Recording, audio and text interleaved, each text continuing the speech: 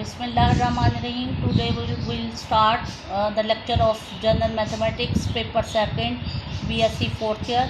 Teacher name is राहिला इकबाल और book का नाम जो हमने यूज़ करना है उसका नाम है calculus and analytical geometry. Chapter number 7 हम डिस्कस कर रहे हैं और चैप्टर नंबर 7 का नाम है एनालिटिकल ज्योमेट्री ऑफ 3 डायमेंशंस।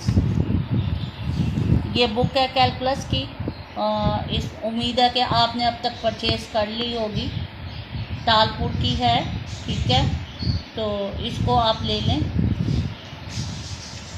हम जहाँ तक हमने पढ़ लिया उसके बाद आज जो हमने स्टार्ट करना है वो है लेक्चर थ्योरम है इसमें 7.2 की। सबसे पहले हम उसकी स्टेटमेंट पढ़ते हैं।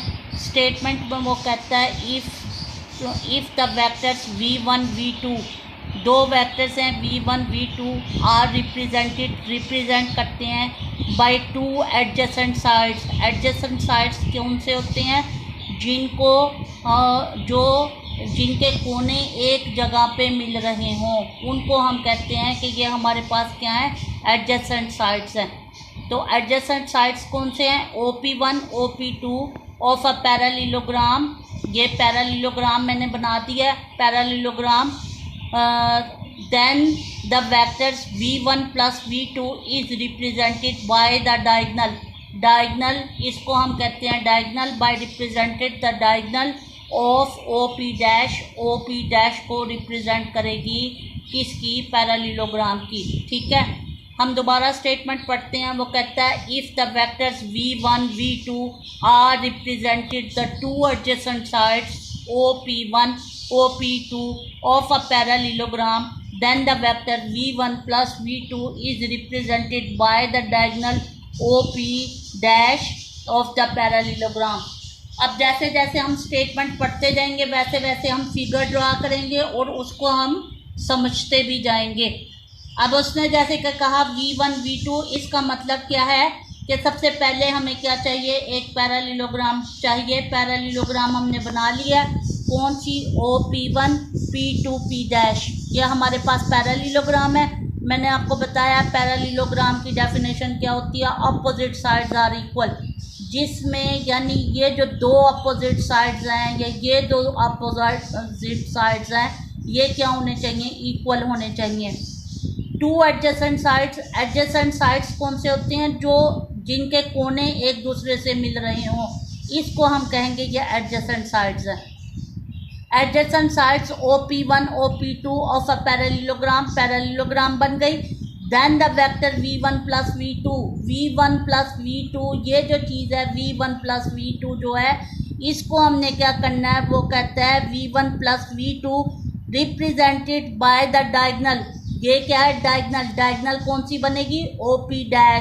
OP डैश जो है वो हमारे पास क्या है? डायगनल को रिप्रेजेंट करेगा। इसके लिए हम काम स्टार्ट करते हैं। सबसे पहले जैसे हमने कहा कि पैरेललोग्राम को डिफाइन करेंगे कि OP1 P2 P dash be a parallelogram such that, और इसके अंदर हमारे पास क्या है? v1 वेक्टर जो है वो किसके बराबर है? OP1 के। v2 वेक्टर जो है वो किसके बराबर है? OP2 के। ये दो वेक्टर्स हमने कंसीडर कर लिए। Represented the two adjacent sides. अब देखें जैसे मैंने आपको बताया ये हमारे पास क्या है? दो एडजेसेंट साइड्स यानी एक ही कोने पे जाके मीट कर रहे हैं, इसको हम कहते हैं कि ये हमारे पास क्या है? एडजेसेंट साइड्स हैं। फिर हमने क्या करना है? OP1 OP2 जो है ये क्या है? पैरेललोग्राम है। ये देखें मैंने आपको बताया अपोजिट साइड्स आर इक्वल, तो अपोजिट साइड्स यानी OP1 जो है वो किसके बराबर होगा? P2 P डैश के बराबर होगा। तो यही चीज़ की डेफिनेशंस को हमने सामने रखना है।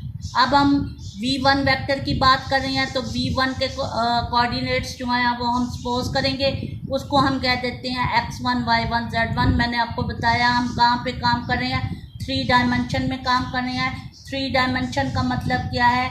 कि हमारे पास 3 एक्सिस हैं। कौन कौन से? x एक्सिस, ठीक है, दूसरा हम कहते हैं y एक्सिस और तीसरा हम कहेंगे कि वो हमारे पास क्या है? z axis. यानी 3 डायमेंशन स्पेस का मतलब क्या है कि अगर हम एक वेक्टर कंसिडर करेंगे तो उसके कितने कोऑर्डिनेट्स होंगे 3।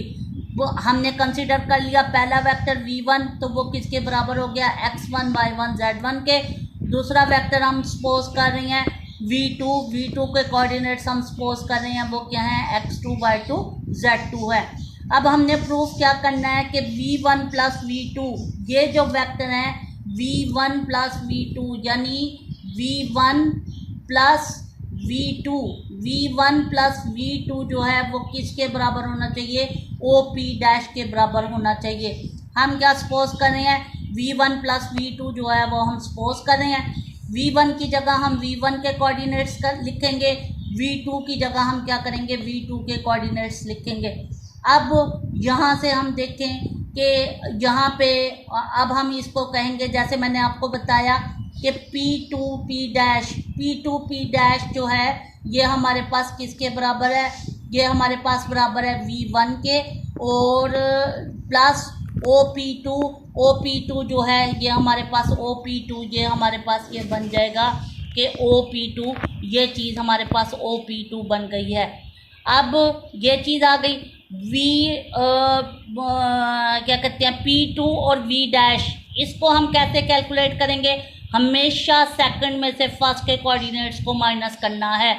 अब इसके coordinates V dash P dash के कोऑर्डिनेट्स क्या है x3 में से आपने क्या करना है x2 को माइनस कर देना है, ये x3 minus x2, similarly y3 minus y2 कर देंगे और z3 माइनस z2 कर देंगे। ये हमारे पास क्या बन गया P2P डैश बन गया प्लस OP2 जो है वो हमारे पास क्या है OP2 में से इसके O के कोऑर्डिनेट्स आपके पास 0 0 है, सेकंड में से फर्स्ट को माइनस करना है यानी x2 माइनस 0 तो क्या आ जाएगा x2, y2 माइनस 0 क्या आ जाएगा y2, z2 माइनस 0 वो क्या आ जाएगा z2 आ जाएगा। ठीक है जी। अब इनके दरमियान देखें ऑपरेशन किसका है एडिशन का।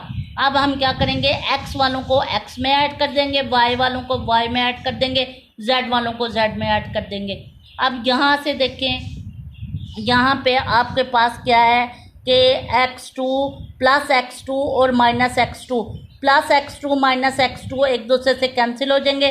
Similarly y2 minus y plus y2 ये कैंसिल हो जाएंगे, माइनस z3 प्लस z3 ये कैंसिल हो जाएंगे।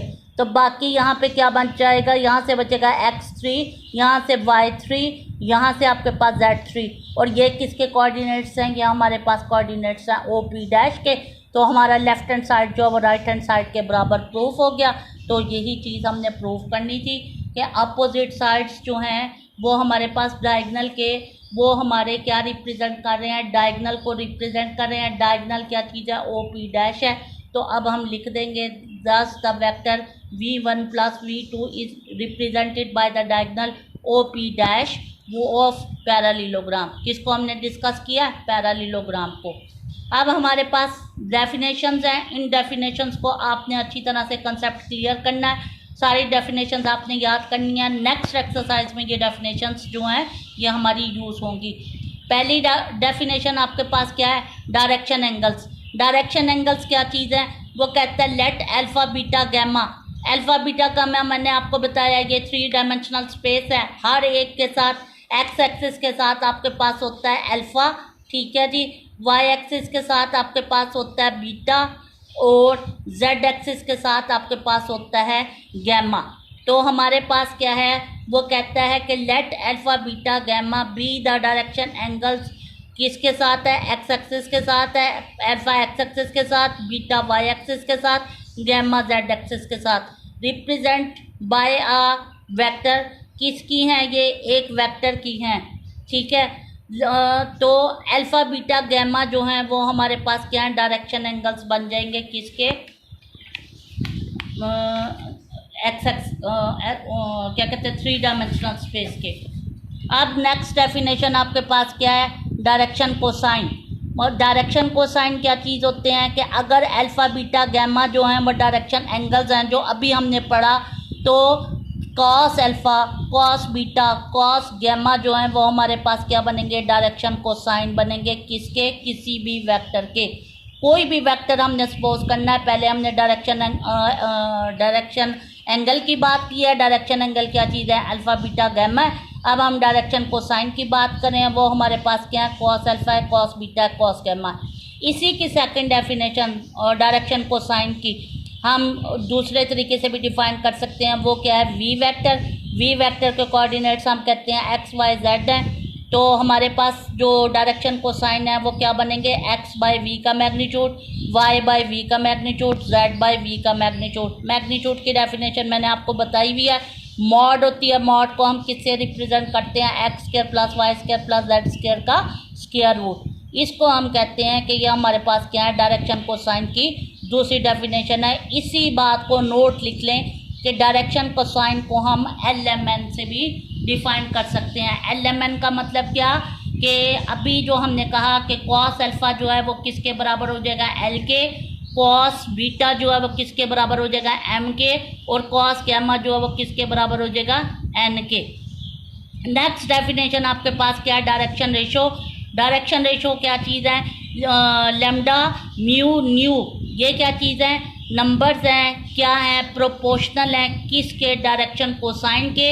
अभी हमने डायरेक्शन कोसाइन की डेफिनेशन पढ़ी है, उसके साथ हमने इसको रिलेट करना है। तो हमारे पास क्या होगा कि लैम्डा म्यू और न्यू जो है वो हमारे पास क्या बनेंगी, डायरेक्शन रेशोस बनेगी, या फिर उसको हम डायरेक्शन कंपोनेंट्स भी कहते हैं। तो ये हमारे पास किसकी डेफिनेशन हो गई, डायरेक्शन रेशो की। डायरेक्शन रेशो हमारे पास क्या है, लैम्डा म्यू और न्यू है। नेक्स्ट जो है वो डायरेक्शन कंपोनेंट। डायरेक्शन कंपोनेंट क्या चीज़ है, वी वेक्टर है। वी वेक्टर जो है उसको हम, यानी ब्रैकेट को अगर हम खोल देते हैं तो वो क्या हो जाएगा, एक्स आई वाई जे और Z K. Let V is equal to X Y Z be the vector then X I Y J plus Z K are called the direction components of a vector V. इसको हम कहते हैं कि ये हमारे पास क्या direction components हैं। ये डेफिनेशंस आपने अच्छी तरह याद करनी है। उसके बाद हमारे पास कैलकुलस के एक्सरसाइज की बुक जो है उस पे एक्सरसाइज है, वो है 323 पेज पे। वो फिर हम इंशाल्लाह ताला नेक्स्ट डे डिस्कस करेंगे। आपने डेफिनेशंस जो है वो याद करके आनी। ओके, अल्लाह।